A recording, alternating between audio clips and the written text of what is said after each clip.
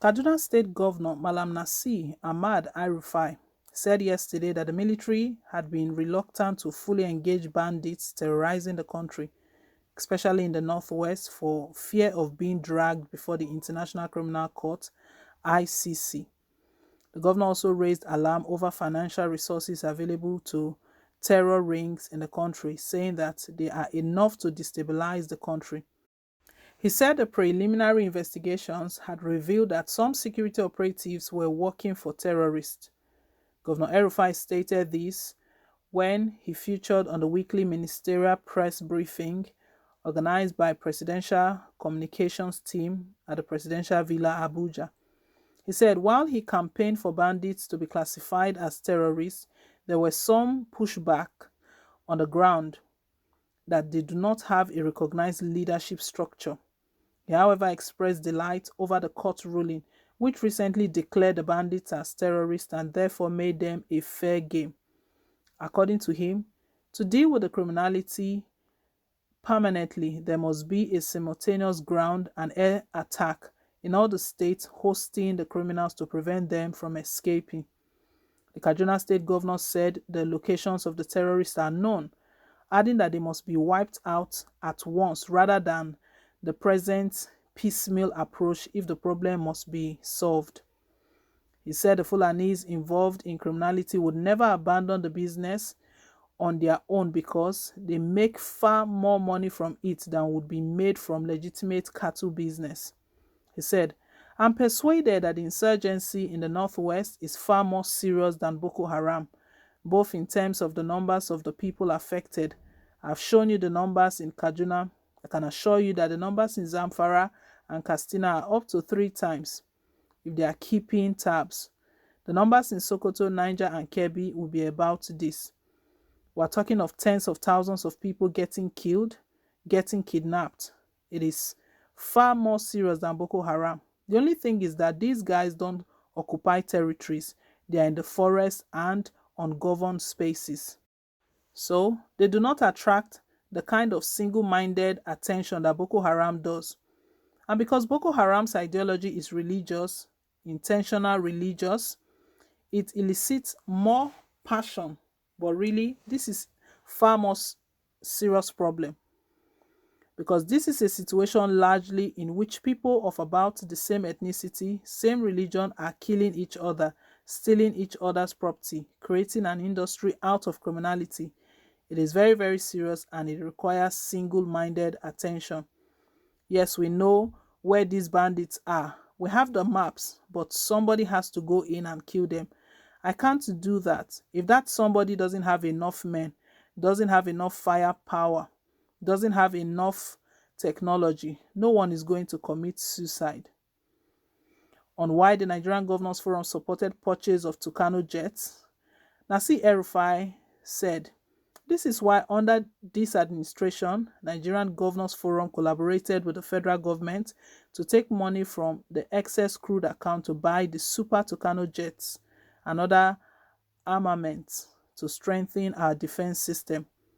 As far back as 2017, we saw the dangers of this and we made representations to the federal government to declare these bandits as terrorists. But they were advised that since they don't have a single command and control, the Boko Haram, ISWAP, and terrorists have, it is difficult to declare them insurgents. But I'm happy that, by the ruling of the Federal High Court, they are now declared terrorists and they are in fair game. This is because the military were afraid of bombing them and then facing ICC. The media, civil society always like to protect those that are at the receiving end of something, not looking at the victims of those people sometimes, No general wants to retire and then go to the US, then arrest, and they arrest you and they say you bombed civilians and so on. So there is reluctance on the part of the military, but with this declaration by the Federal High Court now, I think we can go after them. On Northwest bandits being more vicious than Boko Haram, the governor stated that the nature of terrorism that reared its head in the northwest of the country is far more vicious, with more casualties than Boko Haram insurgency experienced in the northeast of the country. He said some state governors had the impression that the negotiation with the criminal would end the problem, but later realized that it was a mistake, revealing that Northwest state government began a process of cooperation and co-financing the military operation against cattle rustling. He regretted that the operation was not sustained because some of the governors backed out after some successes were recorded, only for kidnapping to take over. On the statistics of the victims of the criminality in the area, he said, in the reported cases, 937 were killed, while 1,972 were kidnapped by bandits in the state in 2020. According to him, a total of 1,192 were killed, while 3,348 were kidnapped in 2021, which he said suggested a deterioration in the situation. He regretted further the challenge of lack of capacity of Nigerian security agencies in terms of adequate personnel and equipment, stressing the need to recruit more hands and procure sufficient equipment. The governor, however, said the only answer to the quest of ending terrorism in all its forms was by total elimination, explaining that terrorists, especially those that specialize in banditry and kidnapping, had adapted their crime forms into a business with the kind of financial turnover their original trade in cattle breeding could not have earned them. Responding to a question on the suspicion that security arrangements might have been infiltrated by terrorists, he said, "Yes, we're concerned, and it is not impossible to have infiltrators." As I alluded to when I was answering these questions, the preliminary report of Boko Haram financing also showed some links to bandits and pointed to some police and military officers in service as having some communication or connection with the bandits. So there is always that risk in any system. You have traitors, and we're concerned about that. But till date, we don't have any firm evidence of that. I think a lot more work needs to be done.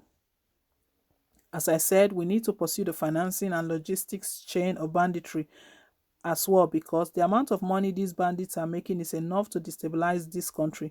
It is a lot of money. We only have an idea of what it is because those that make the payments don't tell us the truth all the time. We hear from the legal intercept of the conversation about how much money they are asking for, how much they have received, and so on. The numbers are mind-blogging. It is a major source of national insecurity, and it will grow unless it is decisively dealt with. So yeah, I'm concerned.